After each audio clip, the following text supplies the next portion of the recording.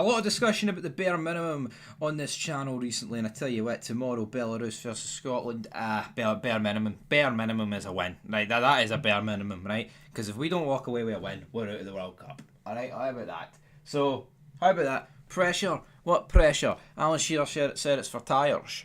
Well, time we apply something on Belarus, because Greece scud it. Belarus 5-1. Now here, I'm not saying we need to scud Belarus 5-1. We're not at home. Neither are Belarus, to be fair. The game is getting played at the ZTE Arena, Saligersig, which is Western Hungary. Now, the match is being played behind closed doors in the Hungarian town of Saligersig, after Belarus were banned from staging games in their own country by UEFA as a result of their support for the Russian invasion of Ukraine. I mean, honestly, I'm just sick of reading about fucking wars left, right and centre. UEFA just fucking picks and chooses here. Belarus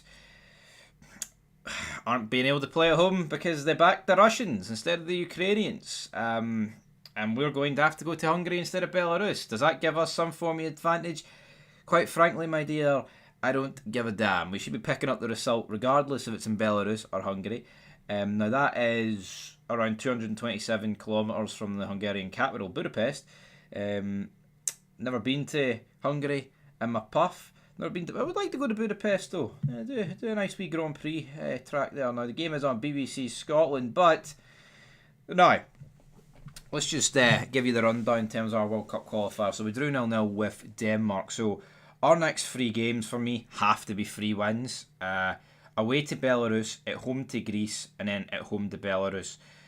Folks, that's got to be 3 wins. It is got to be 3 wins. Got to be 3 wins. I'm having no two ways about it. If we're not walking in to the final 2 games with 10 points, I think we've got no chance, but being honest, man. I mean, let's be honest. It has to be 2 wins against Belarus. I don't care what you say, home and away, 6 points. The game against Greece at home is going to be difficult. You know, they scudded us not too long ago, right?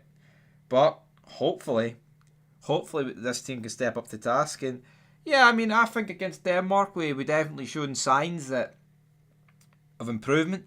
I think Aaron Hickey just sorts the team out a lot better. Grant Hanley and John Suter, when they've actually got, you know, good and decent fullbacks next to them, can actually deliver a good performance. Angus Gunn didn't really have to do a lot, but he dealt with most things. The midfield was alright. I mean, Dykes and Adams. I mean, I don't know, maybe I was being overcritical, but Dykes has to be scoring that chance. Has to be scoring it. And he talked about post-match about, well, I thought I had more time. Mate, how much time do you need? You're a number 9. Does he wear the number 9? I don't even know who wears the number 9 for us, but this should be going in the back of the net. Or at least testing the goalie, man. Get it on target. Do something.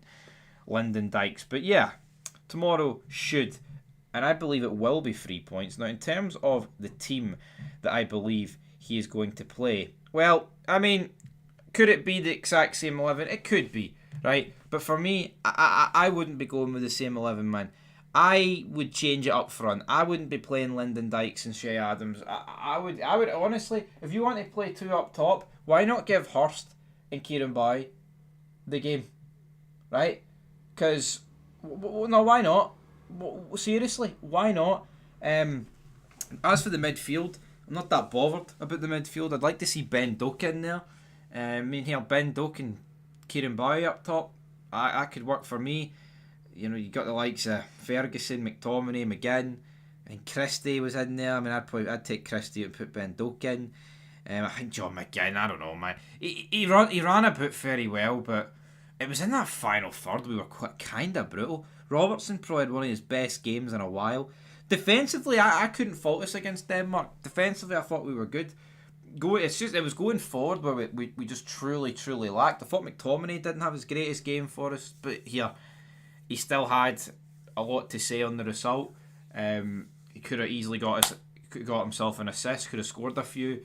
Just that's how the cookie crumbles. But Denmark so much better than Belarus, and I would actually just like to see us like beat a team comfortably. Nice wee early goal, get a second goal, get a third goal. A nice wee 3-0 win away from home. Now obviously the end all be all is just picking up the 3 points, right, and be sitting on 4.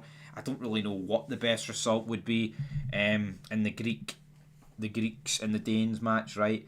I'm actually going to have a wee look here who's at home in that. So Greece are at home. Personally, it's a tough one. I'd actually maybe rather Greece win, but then Greece go on 6 points. Nah, I'd rather a draw. I'd rather a draw. It's a tough one. Either or, folks. We do what we've got to do, and then worry about what Greece and Denmark are doing afterwards. But there's multiple ways of looking at the Greece and Denmark. For me, too many people are writing off Greece. If Greece beat Denmark tomorrow, or tonight, when this video's getting uploaded, I think I might upload it Monday morning, then you're in trouble. You're in trouble. Now, at the end of the day, the group is in our hands. If we win every game until the end of November, we will be looking good. But I don't know about you folks, but we need to get to a World Cup, and I've never had it in my lifetime. A lot of people listening to this will never had it in their lifetime. A lot of people listening to this will barely even remember '98, and the people that can, it'll be ages ago. Even if you're listening to this and you're 80 years old, right? You're 80 years old. The last time we made it to a World Cup, folks, was 1998. That is donkeys ago. Absolutely. That's 27 years ago. If you're 80, you were 53 last time Scotland were in a World Cup. Like, is that not insane? Like, and then if you're listening to this video and you're 53, imagine thinking that. Fuck, could be 27 years from now. It's honestly, it's crazy how time passes. But 1998, guys. Wish I was there for it, but I wasn't. But hopefully I'll be there for 2026. So, your thoughts down below. What do you think? I'm going 3-0. Fuck it. I'll back them. Steve Clark, deliver, son. Want to go. Kieran Boyd to get a goal. Scott McTominay. And I'm going for a Big John Suter header at the back post. Anyway, leave your thoughts down below. And peace.